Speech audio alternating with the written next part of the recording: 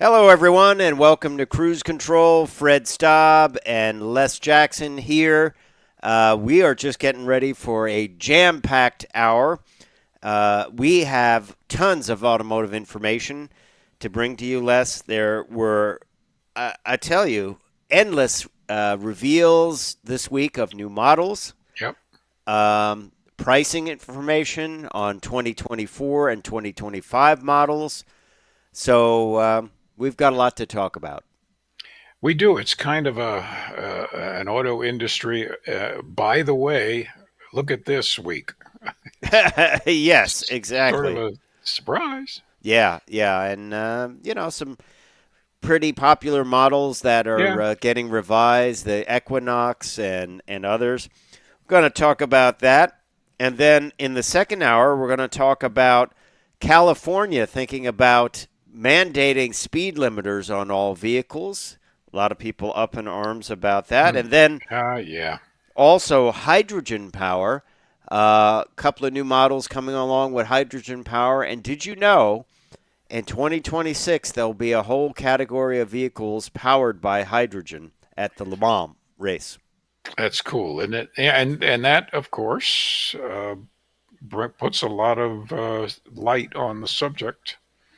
No pun intended about light on hydrogen, but that's when people start taking notice. So Yeah, we'll absolutely. see. Race on Sunday, sell on Monday. So, You got it. hey, we will be right back with Cruise Control. So get buckled up and get ready because you got a full hour of automotive info coming up.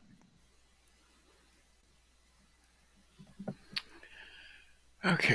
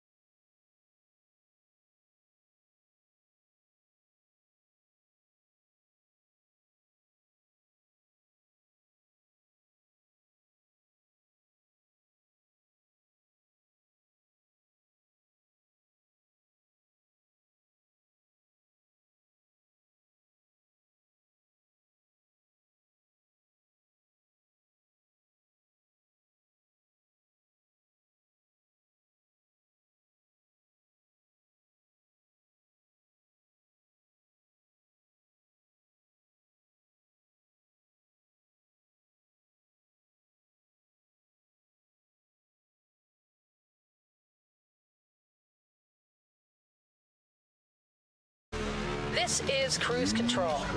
Your on-air automotive magazine with co-hosts Fred Staub and Les Jackson. Everything you need to know about new and used cars. Industry news. We'll fix or repair your car on the air. Fasten your seatbelts and let us take the wheel. Now, your ride is about to begin. Because you're on Cruise Control. Cruise Control. Cruise Control. Hello, everyone. Welcome to Cruise Control. This is your all on-air automotive magazine. You know us. I'm Les Jackson. That other handsome guy is Fred Staub. Hi, Fred. Oh, hi, Les. How you doing? I wasn't sure who you were talking about. Well, it couldn't I have been me. was trying to be complimentary for, that's once in a row. Yeah. And of course, Fred has a huge stack of papers on his desk because it's been a busy week in the auto industry. A bunch of surprises again, and a couple kind of silly ideas, but we'll talk about those as the morning progresses. Yeah, we will. And you're right, Les. A lot of reveals, including the Chevy Equinox. Chevy pulled the covers off of that this week. That means virtually all of their crossovers and SUVs have been heavily refreshed or are brand new. Right. Weird thing about the Equinox, it has a shark fin, and I'm not talking about that antenna on the roof. We'll talk about it. I'm all for fins coming back. That's what we need. I didn't say tail fins, shark No, fin. I know. And Hyundai prices out its squared-off Santa Fe. Yeah. Will you pay more for being square? I kind of think you might. You might. So we'll talk about that and have some information on that for you as well. And then Porsche details the all-electric Macan, or Macan, however you like to say it. I'm not sure how to pronounce it. I pronounce it Macan. I honestly don't know. Macan, yeah, I'm not sure. But here's the interesting thing, Les. They have two models, and one is called the Turbo model, which I don't understand. Well, you see that with electronics sometimes. It's just a word. It means nothing with Anyway, we are going to talk tech, however, and this time it's Hyundai is going high tech with aerodynamics, including air skirts. I sure hope the potholes in D.C. area get filled up before this happens. Yeah, it will be interesting. It could mean that they're dragging a bit of the car behind it, but. Yeah, we'll talk about that. And what is the road rage capital of the U.S., Les? It's the parking lot in my HOA here. I don't know about that, but I think it might be a little bit surprising. One place is the capital, and it's not a place that's really crowded, so... No. There's your hint. So that's coming up on Cruise Control, your on-air automotive magazine. I'm Fred Staub. He is Les Jackson. When we come back, we're going to delve into that big list of reveals and bring you up to date. So stay tuned.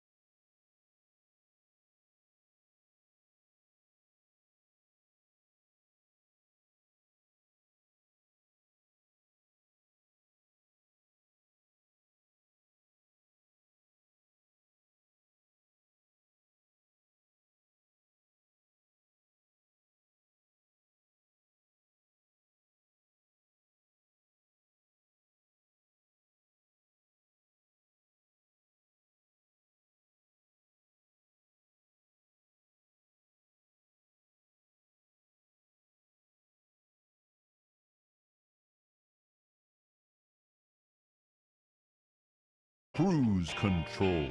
And welcome back to Cruise Control, your on-air automotive magazine. Fred Staub and Les Jackson.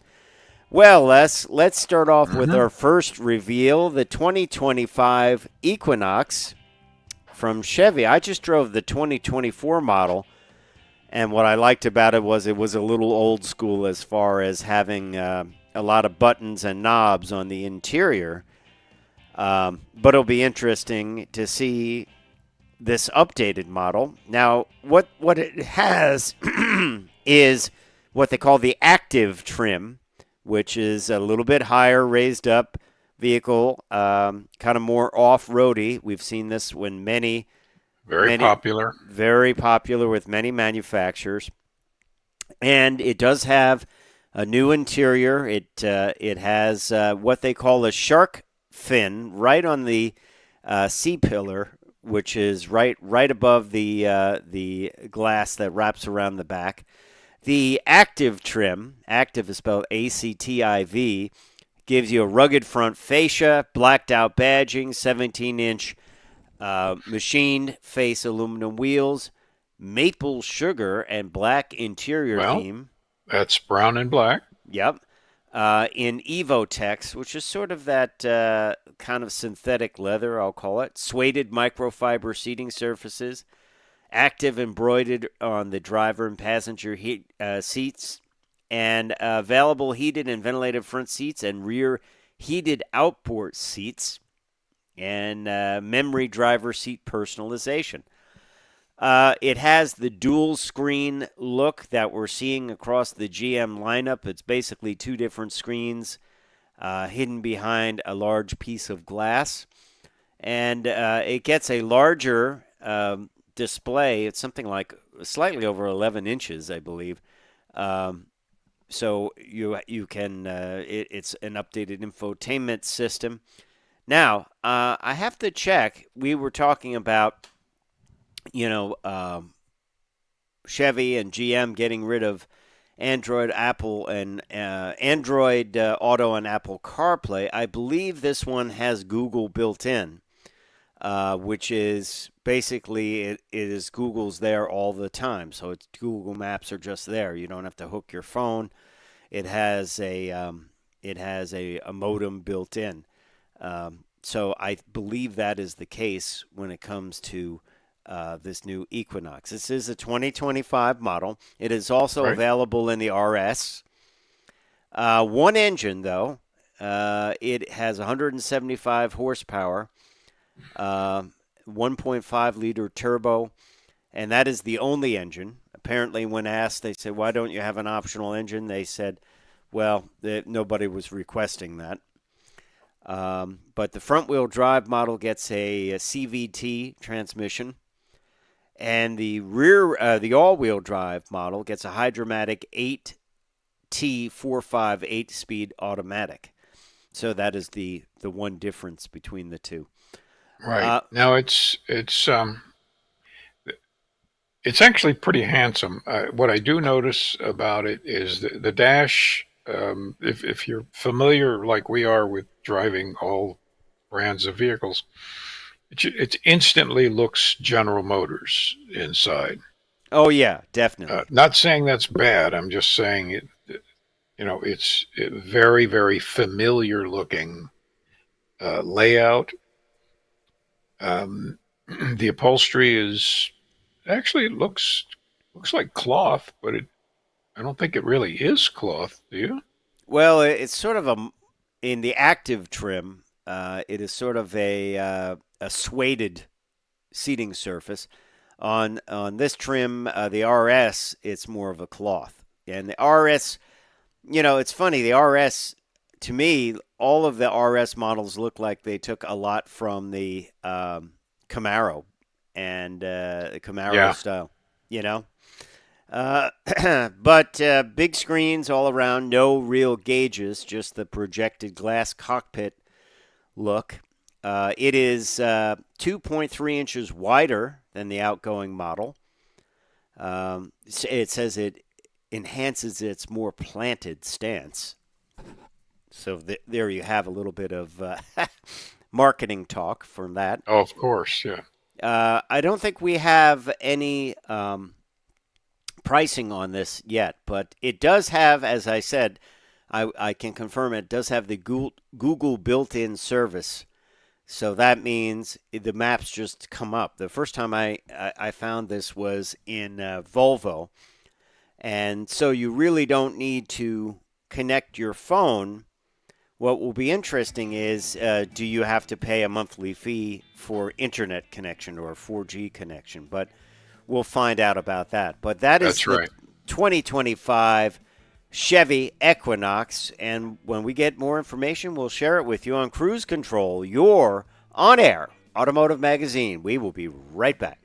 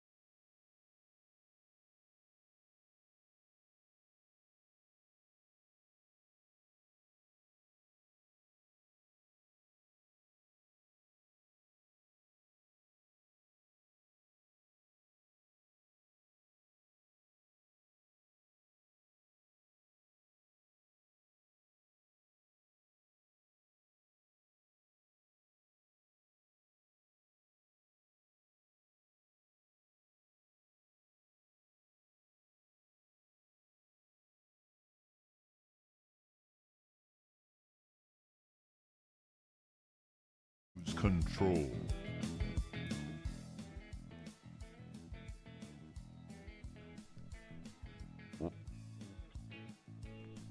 Welcome back to Cruise Control. Hey, Les. Hey, go ahead, Fred. You just grooving on the music? Is that I what was grooving on the music. Okay. Well, let's talk about our next. It's not really a reveal because we saw this It's just a update, pricing update. pricing update, and wow, I think we're talking about the Hyundai Santa Fe, which is very popular, been around a long time. Yeah. And I'm going to count these again, Fred. But I didn't realize this. They probably have the record on the number of models of that vehicle they sell. Yeah, yeah. You said what, about 16 different models of this new Yeah, Santa Fe? Now, of course, the Santa Fe formerly was kind of a curved body, but now it's gone all angular. It sort of looks like the Ford Flex at certain angles. It sort of looks like a right. Range Rover, as you pointed out. Everybody wants to look like Range Rover. Yeah. Um, so this one starts for the front-wheel drive model with the 2.5-liter turbo, which is the base engine, and an 8-speed direct shift transmission. That is 33,950. It doesn't look kind of like the one that, the tricked out one, but it Yeah, moves on up. I mean, you have SE, SEL, Limited. This is all in the front wheel drive version, and then the Calligraphy front wheel drive version, which is 46,500. And then it starts with all-wheel drive, and all-wheel drive still with the 2.5-liter turbo four-cylinder. All-wheel drive, the SE starts at 35,750, and up to the Calligraphy all-wheel drive, which is 48,300. And then you yeah. can get into the hybrid model. Now, yeah, and actually, the hybrids are not priced, heavily more than the standards. Yeah, they're not. I mean, you can get front-wheel drive only on the hybrid, starting at the SEL for 36,950, and then the Limited takes you up to 43,850, and then the Calligraphy. This is in front-wheel drive only. Calligraphy hybrid 47,000. Now, if you want to go all in, the Santa Fe Calligraphy hybrid all-wheel drive with a 1.6-liter turbo four-cylinder and a 6-speed automatic all-wheel drive, 48,800. So a little pricier than the old model, but you get that squared-off styling. Well, Have you seen this did you see this at the Washington Auto Show? I did, And and it looks it looks like everybody else's brand new mid-size SUV offerings. It's everybody has decided they're going to look like Land Rover. I guess the idea is, okay, I want to look like I'm a middle class adventurist, and I'm going to go to the Serengeti and cross, I don't know, whatever. It's just so much of an image thing that we can't help but notice it. It's honestly, when I should have taken a picture of the main floor, because if you saw the picture, everything looked like everything else.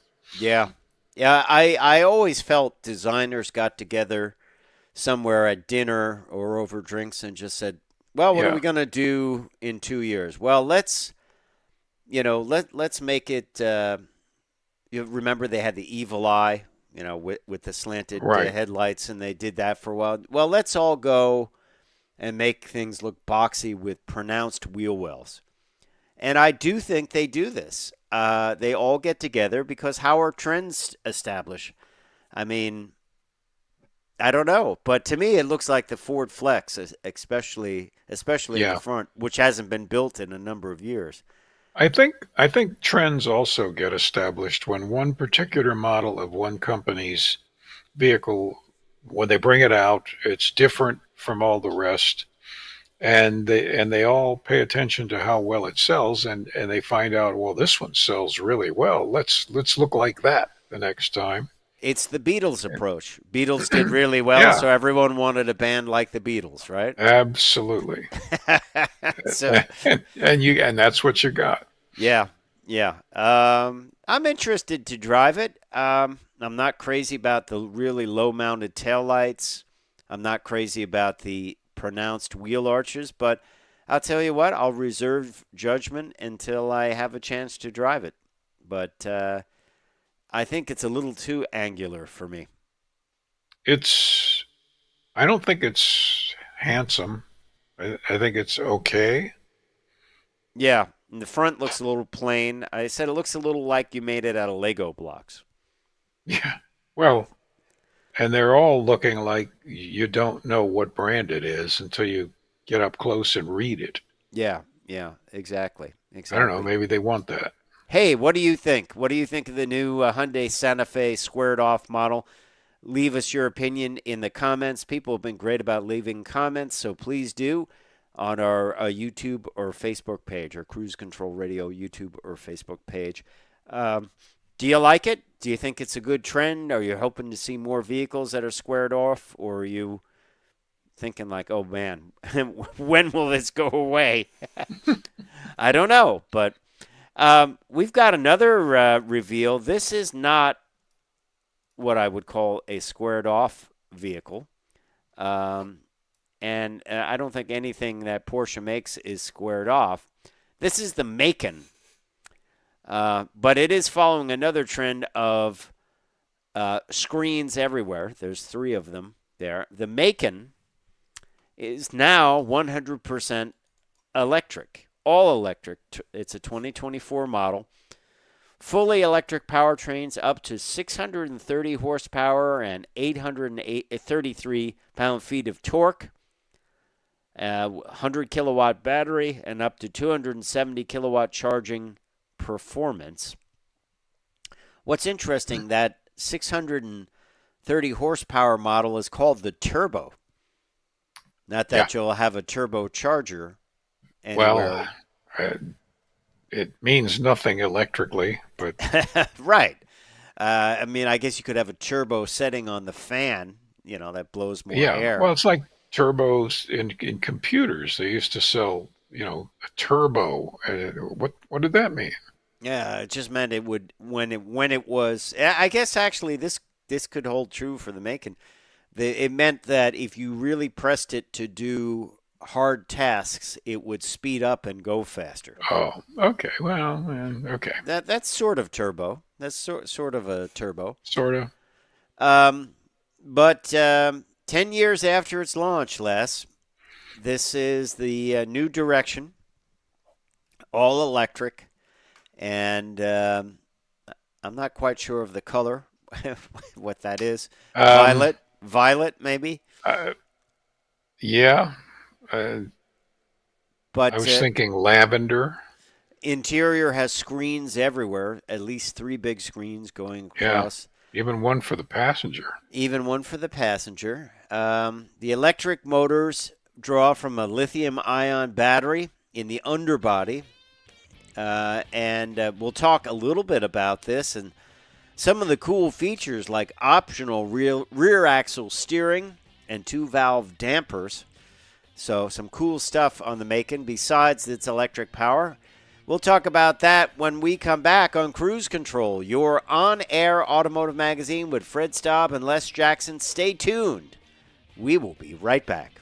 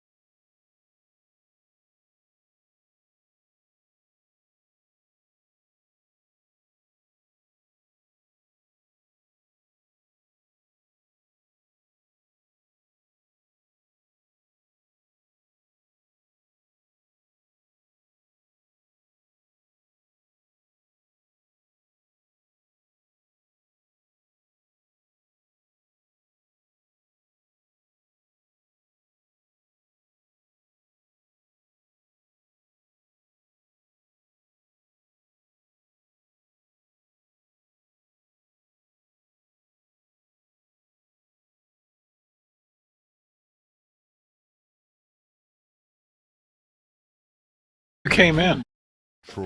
Welcome back to Cruise Control. We were talking about the Porsche Macan.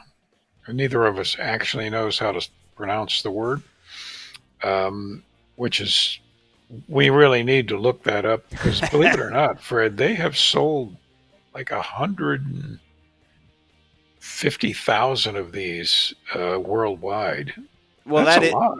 That is over 10 years too. That's Well, yeah, but still, it's true.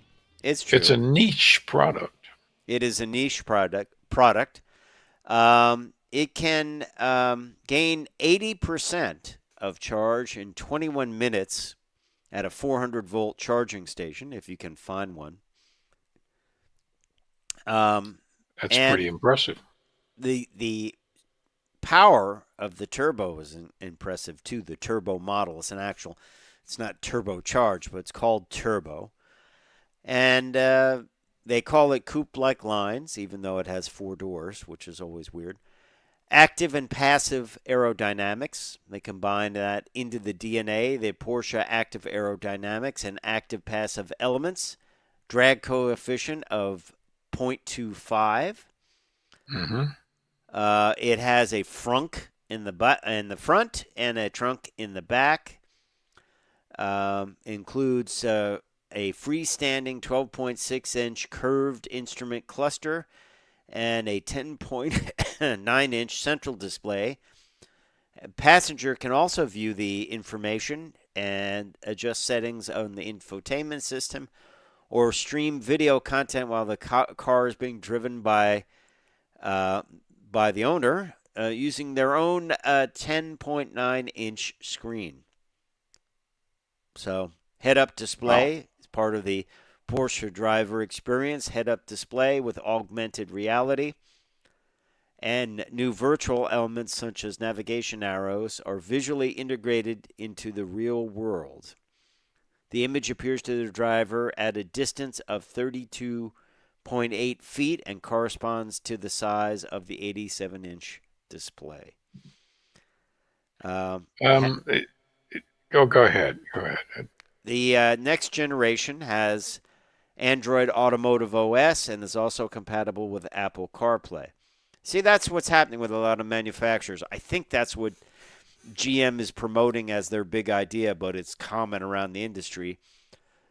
You won't use Android Auto because it has an Android operating system, so that means Google is built in, but you'll still be able to use Apple CarPlay, at least on the Porsche models and probably on the Ford system that we're going to talk about.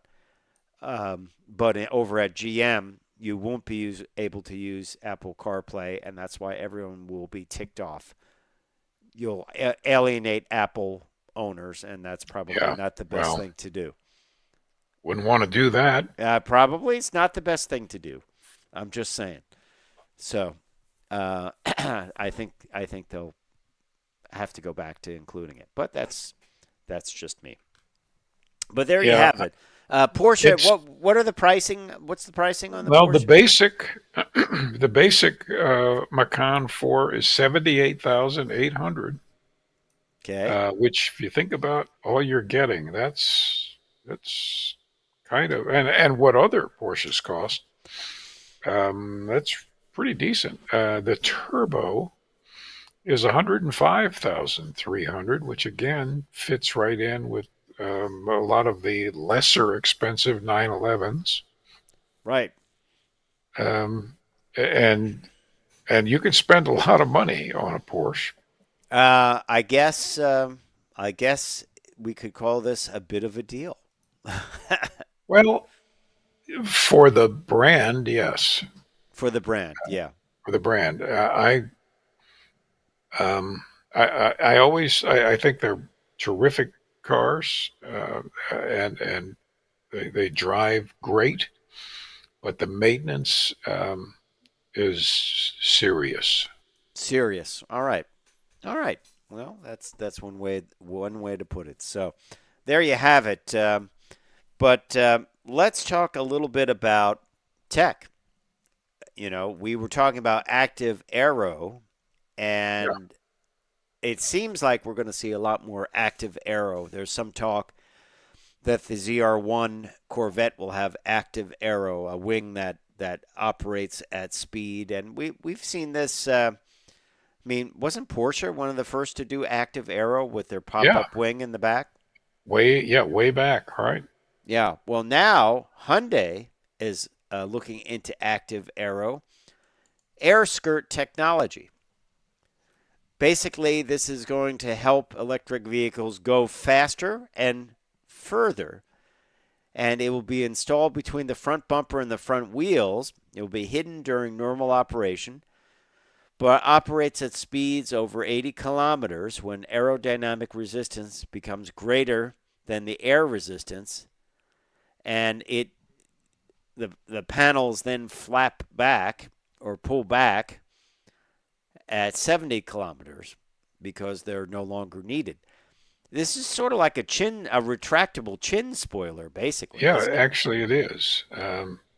It's pretty clever technology. The GV60 Genesis has been testing it, and it reduces drag coefficient by 2.8%, which doesn't sound like much, but any reduction is a big deal. Yeah, it is, and it will get you more range. And I doubt probably owners will never even see this because they'll never be outside their car when they're going that fast. No, right? that's right. They won't know they have it unless it breaks for some reason and it gets sheared off on a pothole. Or just hangs down there. Or Yeah. hanging down. Like you see so many vehicles on the road with chin spoilers hanging down. Yeah. Well, I mean, most vehicles have something like this, but it's designed to clean up in a rudimentary way, the underside of the vehicle, but it stays there all the time. It doesn't really go away. Right. And as you said, that's what happens. You pull in and you hear that crunching sound. You drive over a curb, and and that's what that is. And we've had friends that have carbon fiber chin spoilers, and they've hit things, and it's become very, very expensive to repair it. Yep. But it goes to show you that manufacturers are really trying to squeak out everything they can out of the battery range. I mean, the good thing about an electric car, you can make the underside of the vehicle completely smooth, right? You don't need exhaust pipes or drive shafts or anything like that. And it can just be completely smooth. I would venture a guess that they'll have an air skirt that goes down completely around the vehicle eventually. Yeah, I don't think that would look very good, but I certainly can see it happen. Yeah. So I think any guesses what other active aero we might see in other vehicles? I mean, we already have vehicles that lower down in the front as they're at highway speed. We have active wings that move around. I think you might see something with a roof line where we've seen some spoilers where the roof is extended, so I think you might see that come out like a slat. It's almost like aircraft control surfaces, right? Very much so. The aircraft industry had to develop these technologies. Now the auto industry does. So the physics is known, the technology is known. It's just a matter of doing it. Yeah. Yeah, and it seems like it's a lot easier to do it today with compact servos and things like that. Right. As you said, the only concern is a maintenance issue, and cost. If you get hit in the front, that's all going to be damaged. But I'm sure they'll find a way to make it inexpensive, and we're going to see a lot more of this. We're going to certainly see a lot more of this. So. You're listening to Cruise Control, your on-air automotive magazine with Fred Staub and Les Jackson. Coming up, we're going to tell you the road rage capital of the U.S., and it might not be big cities near you or I, which you might think might be, I think you might find it a little surprising, Les. It surprised me. Um, I, I've always thought about this as kind of a laid back place. Where you are? Near No, no, Washington? where the road rage Oh, capital is. yeah, yeah, yep. Yeah, it's more common than ever, road rage, and I have a Absolutely. lot of theories on that. And one of your theories is big, upright, squared off SUVs. But when we come back, we'll talk about that, and you'll know the capital, U.S. capital of road rage. So stay tuned to Cruise Control.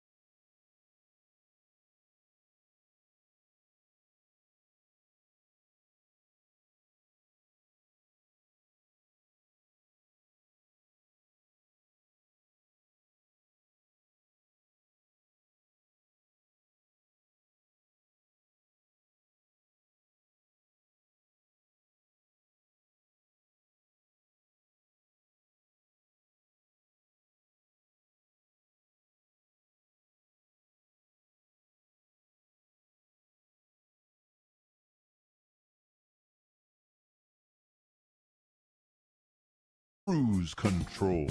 And welcome back to Cruise Control. Don't get in my way if you're on the road, folks. Oh boy. Well, we're talking about road rage here. Oh yeah, a lot of it. I am very polite on the road, but No hand signals. that's right. Now you would think that dense urban areas would have the most road rage. Right, sure. More people Yeah, and we see it. We see people are in a hurry. spooled up. Yeah. Yeah, they're just this close to losing it. But apparently, it's much worse in a completely different area of the country. Mm-hmm. And the worst road rage in America is Arizona. Wow. And you would think it's so open. Yeah. There's plenty of space. Hey, if you want to go 100 miles an hour around me, like you've got Go ahead. you've got the whole strip there to do it. Yeah. I wonder why that is. This is from a recent study from the car subscription platform Finn. Not familiar with that. Found Arizona was the worst road rage in America, scoring 8 out of 10. And the state also had the most confrontational drivers. Now, see, that's a social issue of some kind. Yeah, maybe it's too hot. Maybe it's too hot. People are Maybe it's too hot. Maybe people are just or on edge or just dissatisfied with everything. I don't know. I don't know. What's your weirdest road rage situation? I had one. I was stopped at a light, and I'm stopped at a red light, right? And someone's blowing their horn at me. Like, I don't know what I'm supposed to do. It's a red light. That's right. I can't make a turn. I'm sort of in a I'm in a left-hand turn lane, right? To make a left-hand turn. So it's not like I can make a right or in red and they're trying to push me through the light. I was like, I don't understand. Hand signals, laying on the horn, flashing lights. I was like, I don't understand, Yeah. What should you do? So you want me to go through the light and smash into the oncoming traffic? Yeah. My worst road rage, and you know it, is that stretch of 81 on its way to 84 coming out of Harrisburg heading east. Yep. And you know that stretch. It's always heavy, heavy traffic. Right. And we were in the left lane behind, miles of the same traffic going the same speed. And a guy in a minivan came right on my tail and started the same thing, flashing his lights, the horn, giving me the finger through his windshield, just going nuts, banging on his dashboard. And where could I go? Yeah. I finally worked my way over into the right lane. And said, and he went up to the next car and did the same thing. This guy was seriously out of control. I had that with a truck one time. I was driving in traffic. I'm driving in traffic. There's traffic on either side of me and cars in the front. And I'm moving along at the speed with the car in the front, right? Nowhere I can go. This tractor trailer comes up within 6 inches of my bumper and lights and air horns. Wow. And I was like, I don't understand. You can see everything around you. You're up higher than I am. You see that there. I can't move. I can't go anywhere. I can't drive over the top of this guy's roof. So once it freed up, I just got away from that guy because I think something was. People like that are seriously disturbed for one reason or another. You don't want to take them on and antagonize them. No, they'll try to run you off the road. They kill people. I was antagonizing him just by being in front of him with traffic in front of me. What can I tell you, man? Plan better next time. Don't be so late. That's right. So another surprising state is Montana. Montana had the most car accidents and came in number 11 for confrontational drivers. 41% have been cut off on purpose, 33% polled reported being blocked from changing lanes. South Carolina ranked third at 46.5%. Good old easygoing South Carolina. Yeah. They've been yelled at in traffic. Montana was the first for most fatal car accidents. That's right. Now, that's sort of surprising. Mississippi is first for total deaths due to car accidents. Mississippi, by the way, if you look at all the categories, illness, wealth, education, traffic, Mississippi is at the bottom of the 50 states. It's so sad. Well, some of the less aggressive states, one was Minnesota. That was one. That's good. Yeah. And I think that was that's one of the only ones mentioned in this article. But you can check it out. The FIN, look for the FIN confrontational driver study, FINN, and see where your state rates. But let us know in the comments if what your road rage situation has been. Don't name anyone. But I just love the ones where you can't do anything and they're blowing their horn. You're completely stuck. Right. What can I do? I can't stop. I can't go faster. I can't make a left or a right, So, and that leads to big accidents. I remember being on the road this past week. There were 6 cars in an accident, and probably some were fatal.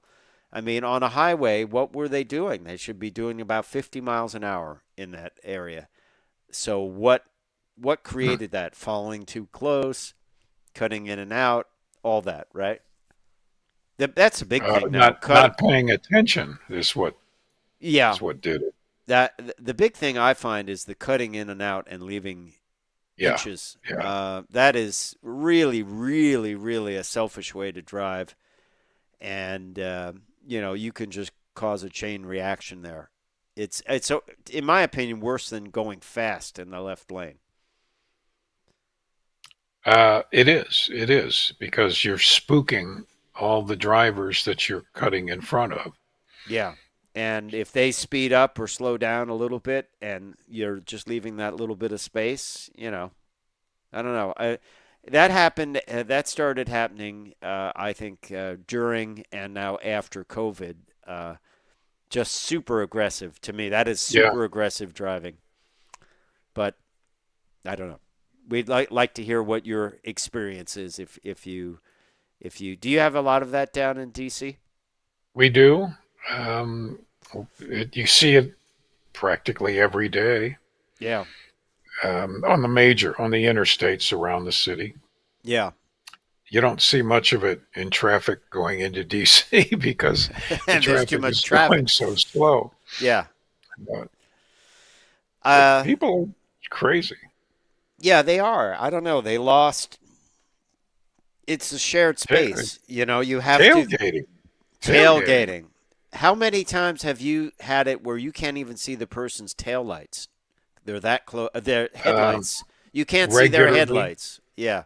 Regularly, and I've taught that in AARP classes that people don't understand physics when they tailgate. That it's impossible for them to hit the brakes if you have to hit your brakes quickly. Well, we've got to hit our brakes for this episode of Cruise Control Radio. I know you like the segues. Time for me to say, I'm Fred Staub. I'm Les Jackson. We're going to see you down the road. Bye.